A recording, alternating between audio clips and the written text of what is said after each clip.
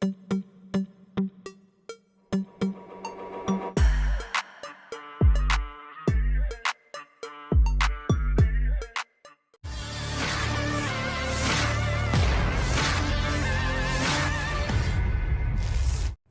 henti-hentinya, angkatan bersenjata Rusia memberikan kerugian total pada kelompok musuhnya, mulai dari menyerang tempat perlindungan hingga menghancurkan deretan kendaraan militer Ukraina yang terdeteksi.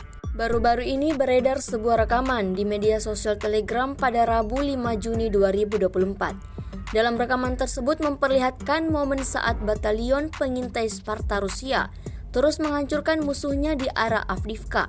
Ada banyak kendaraan lapis baja dan kendaraan angkatan bersenjata Ukraina lainnya yang dihancurkan menggunakan drone FPV di arah ini. Terhitung ada lebih dari 10 kendaraan militer Ukraina yang diledakkan drone Rusia, seperti yang terlihat dalam rekaman. Serangan Rusia tidak pernah meleset dan selalu tepat mengenai sasaran.